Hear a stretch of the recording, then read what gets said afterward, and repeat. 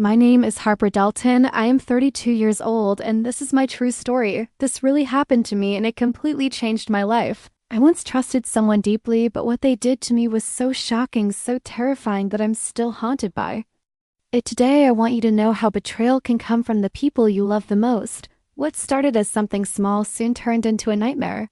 I never imagined. If you really want to know how it all happened, then stay with me till the very end, because my story will leave you speechless. Don't forget to like, share, and subscribe.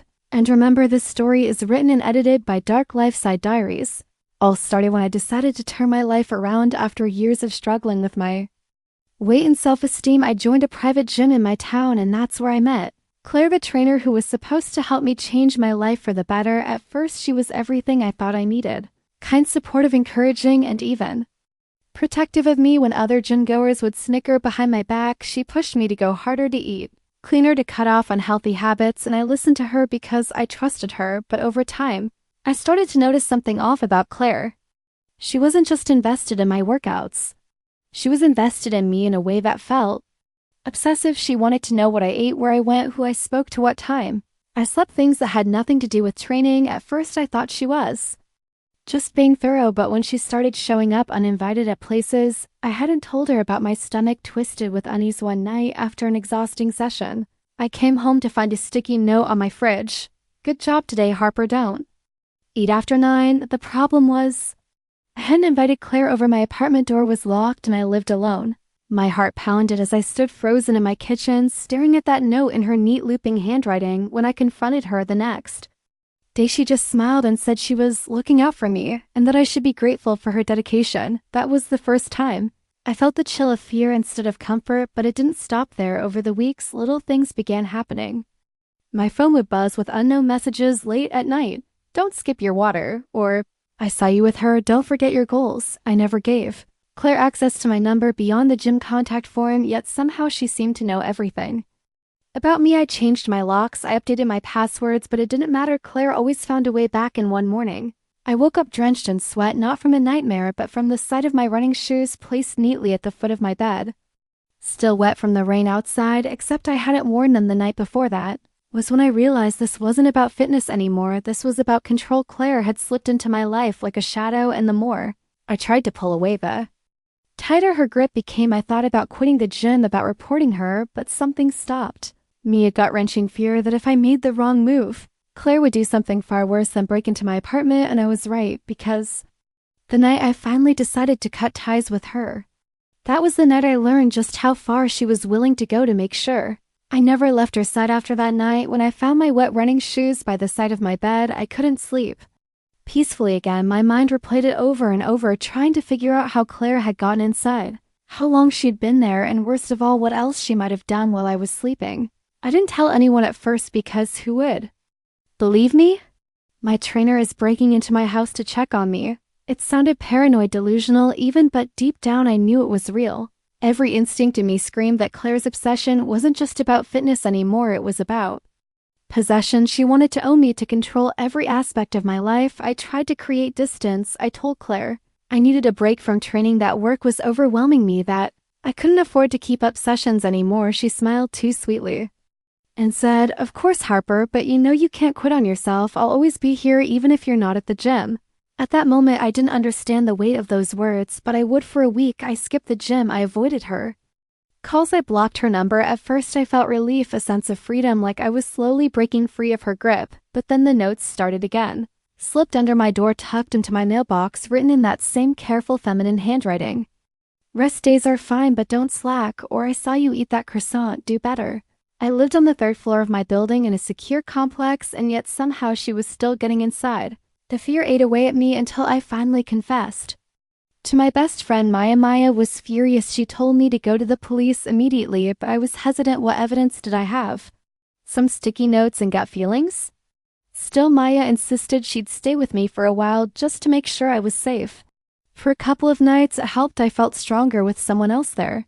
But on the 3rd night, we woke to the sound of glass shattering in the kitchen. Maya grabbed a pan and stormed in, but by the time we got there, the window was cracked open. The curtain blowing in the cold air. On the counter sat a single protein bar and a note that said, "You shouldn't let bad influences distract you." That was it. I was done being afraid. The next day, I confronted Claire at the gym. I slammed the note down in front of her and demanded she stay out of my life. For the first time, her perfect trainer smile faded.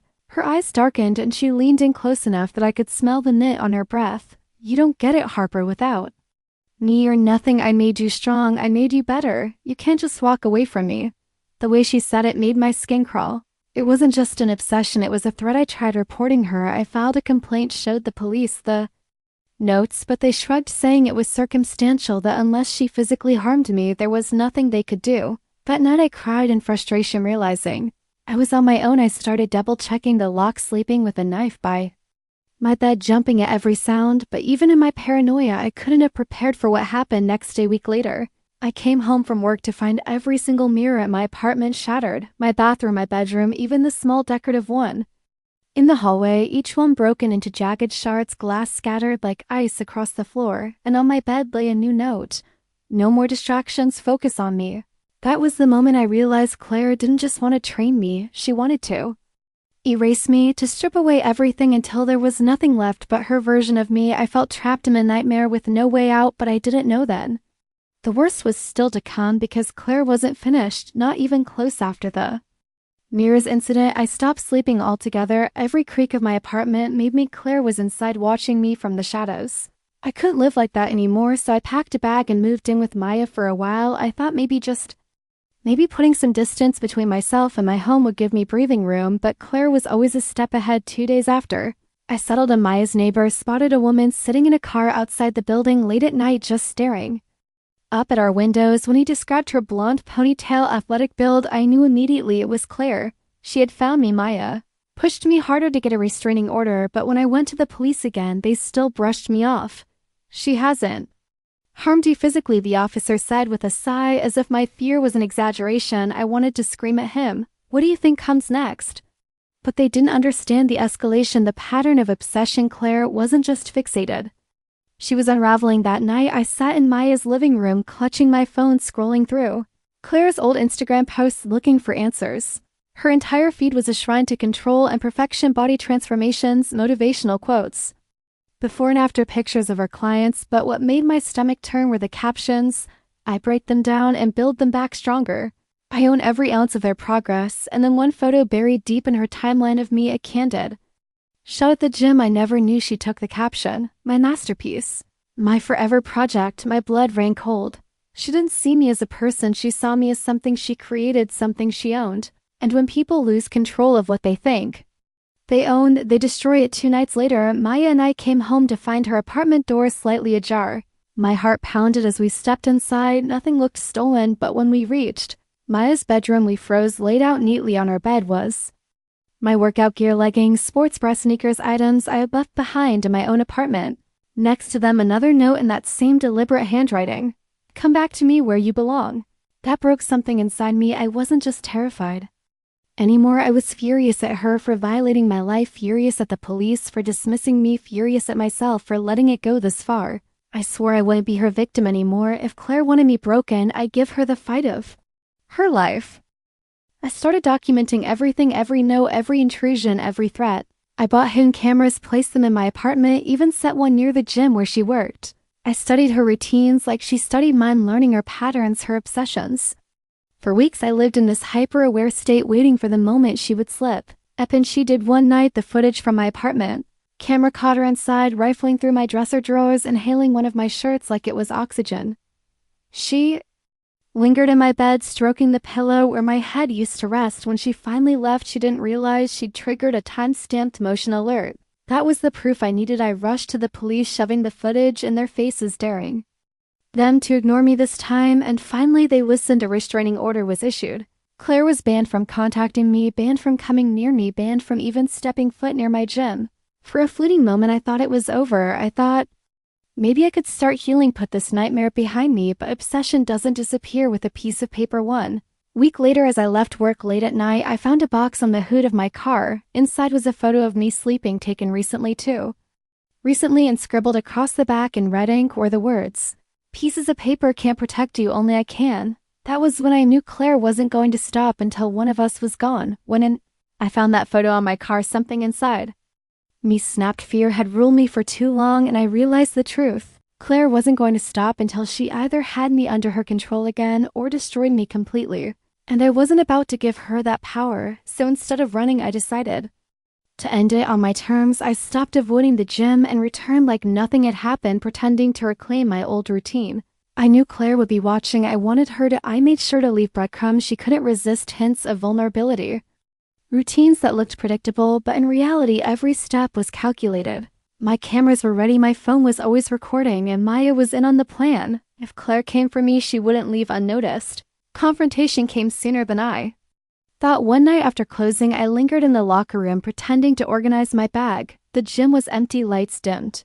Then, out of the corner of my eye, I saw movement in the mirror. Claire, she stepped out of the shadows like she belonged.